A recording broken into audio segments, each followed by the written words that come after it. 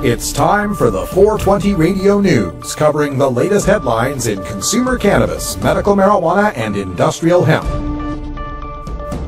Transcripts of 420 Radio News are available daily on our website at 420radio.org. Now, here's Priscilla Simon. All right, this is your 420 Radio News for Thursday, June 5th, 2014. The Republican Party of Texas just got one step closer to endorsing medical marijuana as part of the official party platform. The Temporary Platform Committee of the Texas GOP passed an amendment to their proposed 2014 platform endorsing the right of doctors to, quote, prescribe marijuana as a controlled narcotic, end quote. Republicans Against Marijuana Prohibition, or RAMP, which is the activist group funded by Ann Lee, the mother of 2010's California Proposition 19 Chief Petitioner Richard Lee, said the narrow vote by this conservative committee represents the GOP's principles of individual liberty and medical privacy. RAMP's Assistant Executive Director, Zoe Russell, told Breitbart, Texas, that, quote, our belief is that the doctor-patient relationship should be private, and if marijuana can be palliative, it should be allowed to be prescribed. End quote. Ann Lee and RAMP will be well represented at this weekend's Texas Regional Normal Conference in Fort Worth, which features Texas political figure Kinky Friedman, Canadian activist Jody Emery, and 420's own Radical Russ Belville. We will have highlights of the event for you on next week's shows. Oh, yes, we will, and I am really looking forward to getting down there to Fort Worth. The last Texas Regional Normal Conference that I went to was just, was incredibly well attended. Both the social events that they have, which are a lot of fun, and the actual conference itself. So many people will be there. The event schedule is up on dfwnormal.org. I'm speaking. I'm also going to be moderating a couple of panels, and I'm going to be hosting the 420 Radio multiple choice drug test. So we're going to play a little Jeopardy, a little 420 Jeopardy while we're there. We'll probably have some cool stickers and prizes to give away as well. Speaking of cool stickers and stuff, check out 420 Radio shop. Just go to 420radio.org/shop, and we've got a new shipment of the 420 Radio lapel pin, or I'm sorry, the Russ Belville Show lapel pin. If you'd like one of those, all proceeds from the pin sales benefit 420radio.org and keep us on the air. The Arkansas Attorney General has approved the ballot title of an initiative to legalize marijuana in 2014. Under the initiative, known as the Arkansas Hemp and Cannabis Amendment, quote, cultivation, manufacturing, distribution, sale, possession, and the use of the cannabis plant and all products derived from the cannabis plant are permitted, end quote. The deadline for turning in over 78,000 registered voters' signatures on the initiative petition is July 7th, just a month away. But initiative author Robert Reed claims he has 300,000 people ready to begin gathering signatures immediately throughout the state. Under current Arkansas law, possession of any amount of marijuana or paraphernalia is a misdemeanor with a potential 1 year in jail and $2,500 fine. Possession of a quarter pound or more, delivery of a half ounce or more, or possession of growing equipment is a felony subject to 6 years imprisonment and a $10,000 fine. That delivery felony can be proven if the subject also possesses a scale, a gun, 2 other drugs, or marijuana in separate baggies. Wow, yeah. Good news, I guess, coming out of Arkansas here, that they're moving right to legalization. This is not a medical thing. They're going to put legalization on the ballot, and I'm hoping more states take this strategy as well, and I'll discuss that more at the conference this weekend. But I am a little nervous here. 78,000 signatures in Arkansas just a month from now, actually a month and 2 days from now. That's going to be a little hard to put together, but if they really do have enough signature gatherers to go out and get those signatures, it will really put Arkansas on the map as far as voting on marijuana reform. I don't know how sanguine I am on the chances of it passing this time around, but just getting it on the ballot is a major accomplishment because it forces people to have to discuss the issue. And these laws in Arkansas, Priscilla, oh my God, this thing about possession with intent to deliver, right? You have to have a quarter pound before it's a felony for just possession. But if you have a half ounce or more in separate baggies, maybe you got one strain of indica, one strain of sativa, tough luck, that's possession with intent to deliver, and that's a felony. That's amazing. If you have a Weight Watchers scale upstairs for your diet that you use to weigh things, they're going to consider that a scale for weighing marijuana, and that's possession with intent to deliver. If you think you have a Second Amendment, you don't have a Second Amendment if you've got marijuana. If you've got gun with a ½ ounce of marijuana, that's possession with intent to deliver. You're doing felony time. And 2 other drugs. This could be you have a pain pill that you got from a friend that's not under prescription, and you have a tab of acid.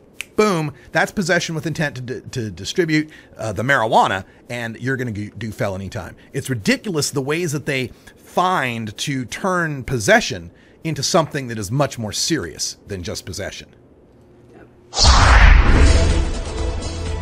So Seattle police uncovered the largest marijuana growing operation in the department's history and arrested nobody. Responding to complaints by neighbors about, quote, an overwhelming smell of fresh marijuana, the Seattle police searched 2 homes and a warehouse, finding 2,663 marijuana plants and 86 pounds of processed marijuana. The owner claimed the grows were all part of a medical marijuana collective, which are only allowed 48 plants collectively for 10 people under Washington law. However, police made no arrests in the case and actually allowed the grower to keep the 45 plants at each house and the warehouse that he was allowed for medical collective grows for a total of 135 plants. In a press release, Seattle police explained, quote, detectives were interested only in bringing the operation back under the limits of state law, and in addition to leaving plants and equipment at the scenes, also opted not to book anyone involved in the operation into jail, end quote. Wow. All right. So remember all those guys from No on I-502 a couple of years ago that kept saying, oh, it's only an ounce. They're only legalizing an ounce. That doesn't help anybody. It's only an ounce. It's just an ounce. It's not going to help. Well, folks, that just an ounce turned into the state recognizing that it wasn't worth their time to try to prosecute for marijuana, and directly led to these Seattle police wanting to turn the other way and not pay attention to thousands of marijuana plants being grown right under their noses. Can you imagine that prior to I-502, the cops would have found over 2,600 plants and 86 pounds of marijuana and not arrested someone, not taken someone to jail? And now not only not arresting the guy, but leaving him 135 plants. That's a combination of the medical law. That's a combination of I-502. That's a combination of Seattle's lowest law enforcement priority. And it just goes to show any positive reforms in marijuana law can often reverberate much greater than what the actual reforms are telling us. Exactly. Well said. A new study in the journal Human Reproduction suggests that marijuana may indeed affect the size and shape of men's sperm. Whoa. The study tracked over 2,000 men from 14 fertility clinics in the United Kingdom and surveyed them on their lifestyle and medical history. To their surprise, researchers discovered that cigarettes and alcohol showed no effect on male fertility, but cannabis use was the only factor they found that did. There were reliable data on the sperm of 1,970 of the men and found that 318 of them had problems with sperm morphology, defined as a sample where less than 4% of the sperm are of normal size and shape. Of those 318 men, they were more likely to have abnormal sperm if they smoked marijuana within the past 3 months. However, researchers also found twice the likelihood of abnormal sperm when those men ejaculated in the summer months. Researchers also noted the number one factor affecting male fertility is testicle size. Dr. Alan Pacey, lead author of the study, explained, quote, if you're blessed with big testicles, you'll produce more sperm, end quote. Man, it's too bad that we've taken copyright-written music out of this first hour, because there's a certain AC/DC song that I really want to play right now. There's Priscilla. This study, the first thing that I noticed about this is when they said that the men who had the sperm problems, less than 4% of their sperm were of normal size and shape. So that means to be normal, you only need 5% of your sperm of normal size and shape. Like, we expect 95% of the little wigglers to be, mutated and messed up. I don't know how that works, but whenever I hear these stories about, marijuana may affect male fertility, the first thing I think is, you say that like it's a bad thing. And the second thing I think is that Willie Nelson has, 9 kids? Tommy Chong has 7 kids. Bob Marley had 11 kids. I mean, if there's an effect at all here, it can't be very much of an effect, because if marijuana use really did seriously affect male fertility, that would be counter-evolutionary, wouldn't it? Wouldn't we have evolved to not use marijuana? Wouldn't the early 40, 50,000 years ago mankind that were using cannabis have less of an evolutionary chance to pass their genes along than the ones who weren't using cannabis? It seems to me that the cannabis plant evolved to match our endocannabinoid system, and it wouldn't be in its evolutionary favor to make us not able to propagate it. None of this makes any sense to me. We're going to ask Dr. Mitch about this on Monday and get the real scoop. Researchers for the University of South Carolina have discovered what numerous multiple sclerosis patients have told them from experience.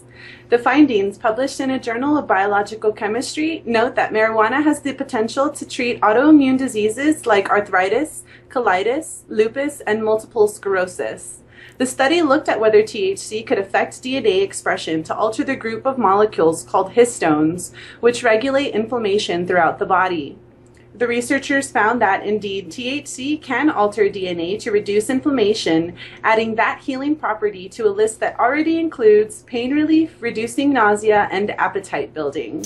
Well, yeah, like you said, we could have told them this a long time ago, but every time we did, they always said, well, that's just anecdotal. That's just anecdotes. That's just thousands and thousands and thousands of people with MS and lupus and arthritis and colitis that have anecdotally told us it works. So it's good news that the scientists are finally able to pin this down and say, yes, what we've been telling them for dozens of years now is actually true. And finally, PolitiFact Oregon agrees that marijuana is less addictive than alcohol and tobacco. The political watchdog group had targeted such statements by Representative Earl Blumenauer on his campaign website and sought to determine the truth of those assertions. PolitiFact spoke with Dr. J. Wellesley Boyd, a faculty member at Harvard Medical School and a recognized expert on addiction issues, who agreed with Representative Blumenauer's statement. Dr. Boyd cited the National Institute on Drug Abuse's own figures showing 9% of pot smokers, 15% of alcohol drinkers, and 32% of tobacco smokers developed dependence on those drugs, leading PolitiFact Oregon to rate the claim true. That's right. Marijuana is less addictive than alcohol and tobacco. And in the Radical Rant today, I'm going to take some time and talk about addiction and dependence and abuse and how these medical professionals surprisingly throw these terms around when there's a vast difference between a heroin addict and someone who might have a problem with pot. A vast difference between someone who's an alcoholic and someone who might smoke too many doobies. And we'll talk about that in the Radical Rant. Thank you, Priscilla, for all of the news today. And have yourself a great 3-day weekend, since we won't have a show on tomorrow. Yeah, will do. Thanks. All righty. All right, that horrendous school bell sound that Big Daddy Fink hates means that it's time for us to take a break. It's safety meeting time. 20 after 4:20 out there in Colorado, so Priscilla really has to go. She's all locked and loaded, ready to go. We're going to take a break, and when we come back, behind the headlines, we're going to take a look at the idea of marijuana edibles and doobies for newbies. Stick around. 420 Radio is 24-hour marijuana.